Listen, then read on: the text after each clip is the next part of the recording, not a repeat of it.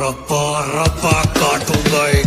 तो हेलो भाई लोग, देखो कल का दिन तो एकदम फिल्म फेस्टिवल बन गया था यार। एक तरफ सीबीएसई बोर्ड की हिपोक्रेसी का नया शिकार आया था, मीनिंग होम बाउंड। फिर उसके बाद आई थी one battle after the another, and then इन दोनों से भी सबसे बड़ा सिनेमैटिक एक्सपीरियंस, इनफैक्ट इस साल का सबसे बड़ा cinematic experience Avatar Fire and Ash से भी बड़ा मूवी आई थी, जिसका नाम है Shinchan and the Spicy Kasukabe Dancers in India. And you guessed it right, मैंने कौन सी मूवी देखी है? मैंने देखी Chainsaw Man the Reze arc. And मैं वैसे भी एनिमे कंटेंट नॉर्मली रैंडमली उठा के नहीं देखता हूँ, भले ही एनिमे कितना भी कूल एंड ऑसम कंटेंट क्यों ना हो, क्योंकि एक एनिमे को देखना अपनी डे टू डे लाइफ में एक एडिशनल टास्क बन जाता है। अगर कोई एनिमे ज़ैंक्यानो टेरर जैसा हो, या फिर डेथ नोट जैसा हो, या फिर कॉबॉय बीपॉप जैसा ही क्यों ना हो, तो उसे देखना बहुत ईजी हो जाता है। लेकिन जब कोई एनिमे इतना लंबा खिंच जाता है कि वो रुकने का नाम ही नहीं लेता है, तब तो भाई ऐसा लगने लगता है कि ये तभी खत्म करेंगे इस एनिमे को जब गवर्नमेंट इस एनिमे को एक रिलीजन की तरह अनाउंस कर देगी। एंड मेरे साथ पहले एनिमे देखने का डेडिकेशन बहुत हाई पे था,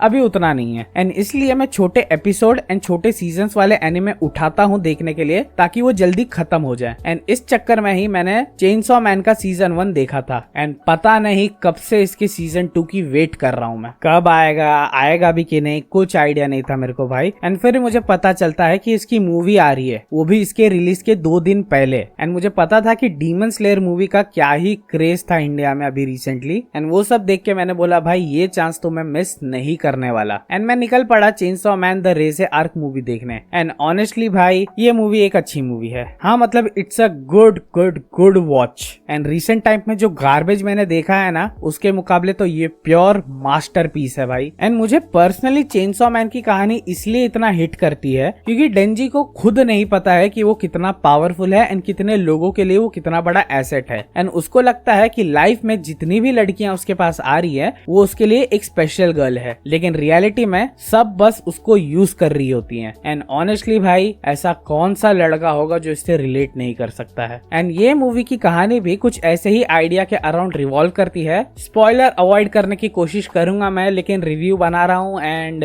मुझे पता नहीं है कि कितने लोगों ने मांगा पड़ी है एंड कितना चीज ट्रेलर में रिवील हुआ है, क्योंकि मैंने इसका ट्रेलर भी नहीं देखा था। तो मैं बता दे रहा हूँ, spoiler alert from now on. ये मूवी सीजन 1 के इवेंट के बाद पिक करती है जहाँ माकीमा मैडम अपने टिपिकल मिस्टीरियस गेम खेले जा रही है। फ्यूचर डेविल आकीमा की आंख में बैठा हुआ है, जैसा हमने सीजन 1 के एंड में देखा था, और डेंजी एंड पावर आकीमा के घर में उधम मचा रखे हैं। दोनों अभी national devil extermination public safety commission में काम कर रहे हैं। एंड माकीमा मैडम डेंजी का हर तरीके से फायदा उठा रही है एंड उसे मैनिपुलेट किए जा रही है। एंड भाई अगर इस सीरीज के एंड में डेंजी को माकीमा से कुछ नहीं मिलता है ना, तो मैं सच बता रहा हूँ, औरतों का हम बहुत इज्जत सम्मान करते हैं, लेकिन माकीमा स्क्रीन पे डेंजी का कटते वक्त देखते हुए ऐसा लगता है कि भाई मैं आईना देख रहा हूँ। जेन्युइनली दिल से बुरा लगता है भाई, आप लोग भी जानते हो। फिर डेंजी को मिलती है एक रेज़े नाम की लड़की, जो कि एक नया चैप्टर खोल देती है उसकी लाइफ में। एंड यहाँ से आप गेस कर सकते हो कि चेनसॉ मैन जैसे अनप्रिडिक्टेबल एनिमे में आगे क्या धमाका होगा, स्पेशली रेज़े को लेके। मूवी का फर्स्ट हाफ भाई ऑनेस्टली थोड़ा स्लो जाता है, टाइम लगता है डेंजी और रेज़े की केमिस्ट्री बिल्ड होने के लिए, जो कि ठीक है स्टोरी के हिसाब से। लेकिन मैं सच बोल रहा हूँ भाई, मैं सोते सोते रह गया था। श्योर डेंजी के लिए ये सब बहुत क्यूट लगता होता है, लेकिन मुझे पता था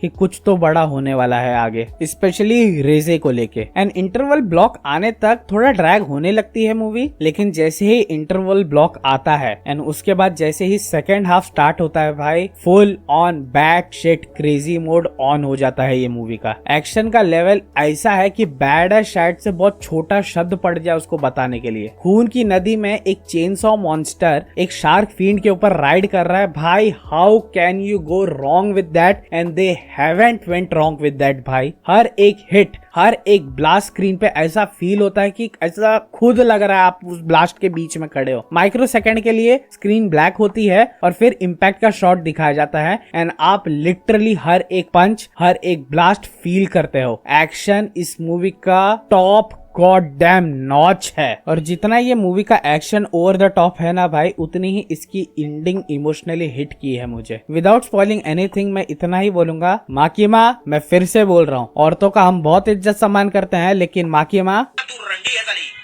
तो ओवरऑल भाई इसके बोरिंग फर्स्ट हाफ के बाद जो कि नॉर्मल ऑडियंस को लग सकता है, भाई मुझे भी थोड़ा लगने ही लगा था एंड मैं इतना बड़ा फैन हूँ इस सीरीज का, तभी भी उसके बावजूद भी मुझे बहुत मजा आया ये मूवी देखते टाइम। मैं क्या ही बताऊं, जब एक्शन के टाइम पे वो कलर पॉप हो रहे थे ना स्क्रीन के थ्रू, भाई क्या ही लग रहा था वो। एंड इसलिए रेटिंग की अगर मैं बात करूं तो मैं ये मूवी को दूंगा 5 में से 3। You guessed it right, bread toast with butter and jam. तो अगर तुम कुछ हार्डकोर देखना चाहते हो विद सिंपल स्टोरी, लेकिन जहां इसका पहला सीजन देखना मस्ट है तुम्हारे लिए, जो कि टू बी ऑनेस्ट तुम एक यूट्यूब और रिकैप वीडियो देख के भी अच्छा खासा समझ सकते हो, तो तुम जाके ये मूवी देख सकते हो in theatre. You will have a pretty good time भाई। तो बस यार आज के लिए इतना ही। अब मुझे देखनी तो है होम बाउंड, मैं देखना चाहता भी हूँ होम बाउंड, लेकिन उसके शोज अच्छे से लगे तो मेरे यहाँ, तो वेट करो उसकी भी वीडियो जल्दी ही आ जाएगी। मैं कैसे ना कैसे तो जुगाड़ करके देख ही लूंगा वो पिक्चर। और यस, मैं अभी भी उस कंट्रोवर्शियल वीडियो पे काम ही कर रहा हूँ, थोड़ी लंबी खिंच गई, लेकिन फाइनली वो 2-3 दिन में आने ही वाली है। 2-3 दिन भी नहीं, 2 दिन में तो वो आ ही जाएगी, तो वेट करो उसका भी। एंड अगर तुम्हें ये वीडियो पसंद आई है तो please like, share and subscribe to my channel and do check out our gaming channel as well, GTG great tape gaming. मिलते हैं मेरी नेक्स्ट वीडियो में and till then this is GTR signing out. Kashmir files बनने का try कर रही है कि वो बहुत बुरा लगता है देखने को, तो लेट्स सी दोनों में डिफरेंस क्या क्या है। सबसे पहला topic difference, Kashmir files deals with the genocide of Kashmiri pandits, Kerala story deals with the love जिहाद। दोनों में ही मुस्लिम कम्युनिटी को हिंदुओं पे अत्याचार करते हुए दिखाया गया है, जो कि इंडियन हिस्ट्री का एक बड़ा सच भी है। It's a very very real part of Indian history. But still ऐसा क्यों है कि कश्मीर फाइल्स एक ऐसी पिक्चर है जो दोबारा देखी नहीं जा सकती, क्योंकि वो देखी जाती ही नहीं है पिक्चर। एंड केरला स्टोरी इसलिए दोबारा देखी नहीं जाती है क्योंकि वो देखने लायक पिक्चर ही नहीं है। वेल, अगर इस बात को एक लाइन में मुझे बोलना हो तो मैं बस इतना ही बोलूंगा कि कश्मीर फाइल्स देखते टाइम हर सीन आपको अंदर से फील करवाता है कि यार ये कितना अत्याचार हो रहा है इन मासूमों पे। वहीं on the other hand Kerala story देखते टाइम हर सीन बाहर से आपको बोलता है देखो कितना अत्याचार कर रहे हैं ये लोग, देखो सालो देखो, मतलब टोटली स्पून फीडिंग। एंड इसके 2 मेन रीजन है। कश्मीर फाइल्स कभी भी पूरे मुस्लिम कम्युनिटी को टारगेट नहीं करती है, वो बस दिखाती है उन लोगों को